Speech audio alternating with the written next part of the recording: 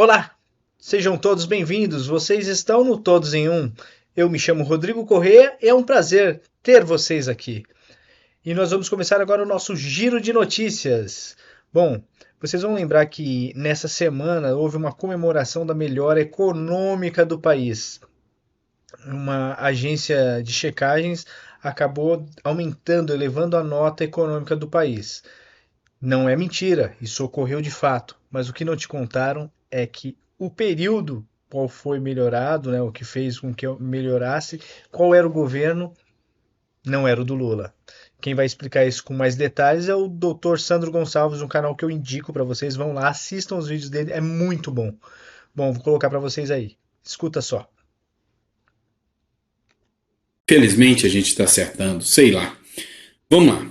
Eu falei para vocês que saiu um resultado de uma pesquisa em que falava que a economia brasileira estava melhorando e que a nota foi levada para o positivo. E eu falei que eu não conseguia perceber como um operador da economia, como alguém que cursa MBA em economia, como alguém que tem um mestrado em comércio internacional, podia ver essa melhora que era apontada. E aí, pesquisando sobre o assunto, eu encontrei essa matéria do Terra Brasil Notícias que diz o seguinte: o resultado da nota do Brasil foi comemorado por Lula, mas foi pautada no governo Temer e Bolsonaro. Entenda o caso.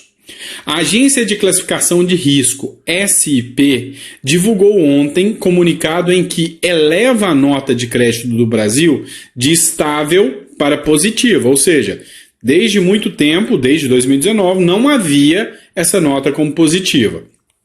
Fernando Haddad e outras figuras do governo Lula saíram a público para comemorar a conquista, mas não devem ter lido o relatório com atenção.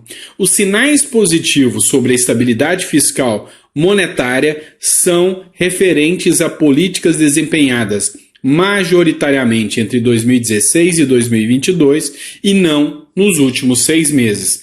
Não se trata, portanto, de corroborar a atual política macroeconômica. Muito pelo contrário, a SP alerta para o perfil expansionista do governo do PT em relação a gastos públicos, compensada pela condução da política monetária restritiva, adotada pelo Banco Central de Roberto Campos Neto e forte desempenho do agronegócio. Resumindo aqui, Lula e Haddad comemorou, disse que a economia está melhorando, mas o resultado dessa melhora da economia foram de políticas públicas de Temer e Bolsonaro implementadas.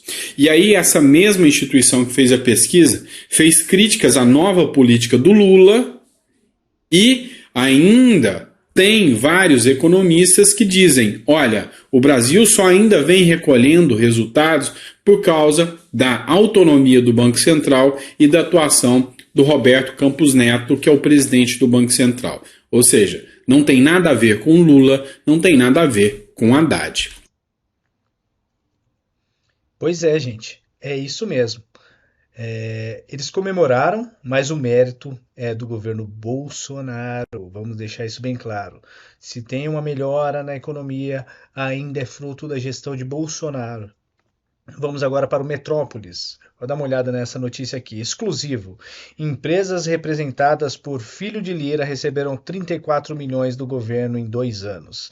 Agência do filho do presidente da Câmara ganha por intermediar serviços de publicidade para órgãos federais. Comissão é estimada em 7 milhões. Minha opinião. Se estiver tudo dentro da legalidade, não tem problema nenhum.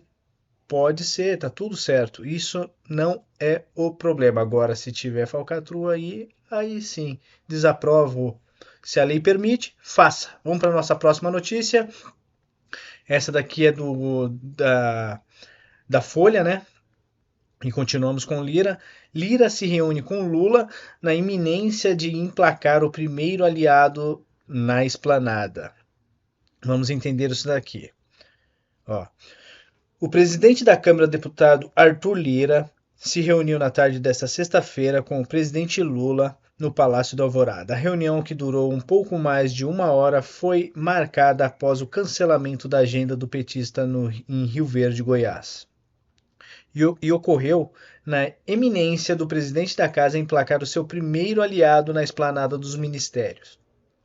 A confirmação do deputado federal Celso Sabino, do União Brasil, para o lugar de Daniela Carneiro, do Ministério do Turismo, representará o ingresso prático de Lira no primeiro escalão do Executivo.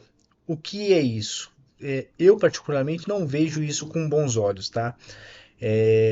Isso significa que o Lira coloca, pela primeira vez, consegue colocar suas mãos, de fato, dentro do governo Lula lá, né?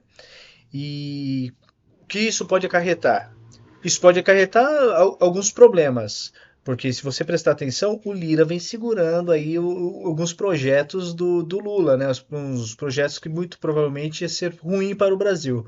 Com essa nomeação dele conseguir colocar um ministro dele lá, alguém da tutela dele dentro do partido, pode ser um toma lá da cá. E isso a gente vai descobrir com o decorrer, assim que o Lula começar a emplacar os seus projetos. Se começar a emplacar, foi um toma lá da cá.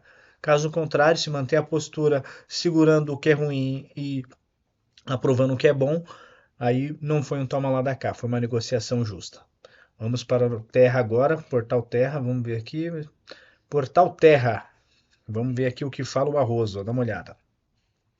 Algum grau de afinidade não põe em risco a democracia, diz Barroso sob indicação de Zanin por Lula.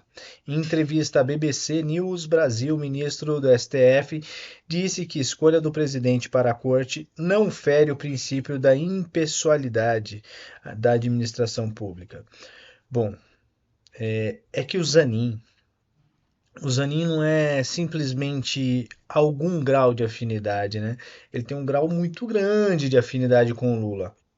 Eu, particularmente, não acho que seria bom você indicar uma pessoa com um grau tão alto de afinidade assim, seja com quem for, porque você põe em jus sempre a conduta do cara.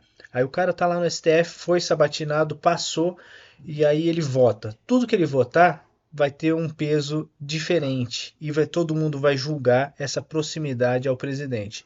Mesmo que ele seja justo na votação, ele vai ser julgado por ter uma proximidade muito forte. Eu, particularmente, defendo que quem deveria escolher o indicado para o STF não deveria ser nem o presidente. Eu acho que deveria ter um corpo técnico que indicasse uma quantidade X de pessoas que fossem capacitadas e isso iria para a votação, mesmo eleição, com votação do povo para escolher quem vai ocupar o cargo. E assim sucessivamente. O cara não foi bem 4 anos depois, ele também é trocado igual ao presidente. Não tem diferença. Tá bom? Agora vamos para a próxima notícia do nosso giro de notícias. O roteiro do golpe de Mauro Cid, do antagonista. Esse aqui, está no antagonista. Vamos ver aqui. Roteiro divulgado pela Polícia Federal expõe mensagens em que auxiliar de Bolsonaro e coronel discutiam um golpe de Estado. Essas mensagens ainda tem muita coisa que vai aparecer, ainda eles estão soltando em doses pequenas, a gente já viveu isso lá atrás, então tem que esperar mais para amadurecer a ideia. Mas a defesa do Bolsonaro já entrou em ação e falou o seguinte: Bolsonaro jamais participou de qualquer conversa sobre golpe, diz defesa. Em nota, os advogados do ex-presidente afirmaram que o celular de Mauro Cid se tornou em uma simples caixa de correspondência. É só isso. É como se todo mundo já passou por isso, né? Vai chegando tudo lá. Mas com certeza, assim, muita coisa ainda vai vir à tona e a gente vai assistir o desfecho dessa caça às bruxas aí que está acontecendo no país. Agora vamos para uma notícia boa? Bora lá. No G1, né? Lembrando que esse é o site do G1. Preços médios da gasolina e do etanol voltam a cair nos postos, mostra ANP. O que eu acho engraçado é isso aqui. Vou ler para vocês aqui, dá uma olhadinha. Aqui, ó. Preços médios da gasolina e do etanol voltaram a cair nos postos de combustíveis do país. E o que mostram os dados da Agência Nacional de Petróleo, de Gás Natural, biocombustíveis divulgados nesta sexta-feira, pesquisa referente à semana do dia 11 ao dia 17, e houve uma queda. Mas vamos lá, vou botar a queda aqui para vocês na tela.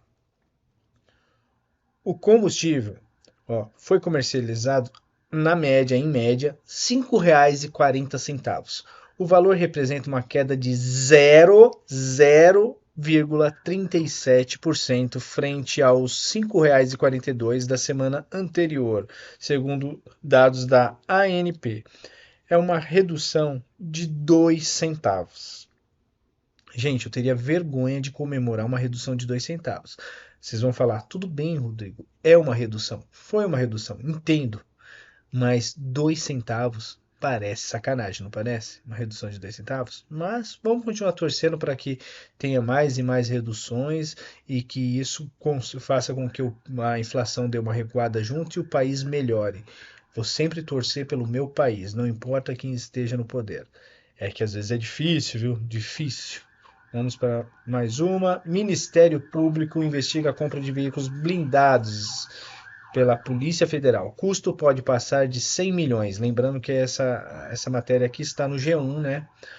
E vamos dar uma olhadinha em algumas informações que eu acho, às vezes a gente passa batido pelas coisas, mas olha só como eles tentam te induzir como se fosse um crime. Ó. Eu vou descer aqui, vou pegar um trecho aqui embaixo e vou falar para vocês. Ó, dos 29 blindados em que a empresa forneceu para essa superintendência, como consta nos processos, 9 estão parados no pátio da sede da Polícia Federal, que fica na zona norte da cidade. 5 blindados são de operações especiais conhecidos como os caveirões, e que chegaram a custar quase 1 milhão cada um. Todos têm símbolo da empresa fornecedora Combat Armor. A Combat Armor é uma empresa com sede nos Estados Unidos, né? É uma empresa com sede nos Estados Unidos, pertence ao Daniel Beck, apoiador do ex-presidente dos Estados Unidos, Donald Trump. Ele esteve em Washington durante a invasão do Congresso americano em janeiro de 2021. Veja bem, eles conseguiram colocar numa compra do governo a informação que o cara é apoiador do Trump. Põe a cabeça para pensar. Nos Estados Unidos, eles devem ter em torno, não sei exatamente, mas mais de 300 milhões de habitantes. Isso é fato. E lá é assim, ou você é direita ou você é esquerda. Ou seja, ou você é republicano, né? Ou você tá do outro lado. E aí eu lhe pergunto, 50% de chance. Seria o mesmo que uma empresa dos Estados Unidos entrasse em contato aqui com uma empresa brasileira que fizesse blindado e comprasse um carro blindado. E aí eles iam noticiar assim, empresário que vendeu carro blindado para os Estados Unidos, apoiador de Bolsonaro. 50% de chance disso ocorrer, né? Você tem que lembrar que você tem 150 milhões para um lado, 150 milhões para o outro, porque lá é meio a meio, não tem conversa. Tanto é que a eleição foi por pouco, ali foi decidido por poucos votos. Eu vejo isso como uma maldade, sabe? Eles colocam o nome do cara aqui e falam assim, é um aliado de Trump. Aí, ou seja, ele coloca que o governo Bolsonaro comprou o carro e aí fala assim, ó, esse aqui é um apoiador de Trump. Pô, apoiador é eleitor. Eleitor. Quantas pessoas apoiam o Lula? Se o cara tem uma empresa boa lá, faz uma venda e eu vou criticar porque o cara apoia o Lula, não, é o direito dele. Bom, vocês conseguiram entender a maldade, né? Tentar jogar um lado contra o outro. É jogo de palavras, nomes e apoios para lá, para cá, para jogar um lado contra o outro. É isso, gente. Então, se você gostou do vídeo, curta, compartilhe, deixe o seu like aí pra gente e a gente se vê no próximo vídeo, tá bom? Obrigado, tchau, tchau!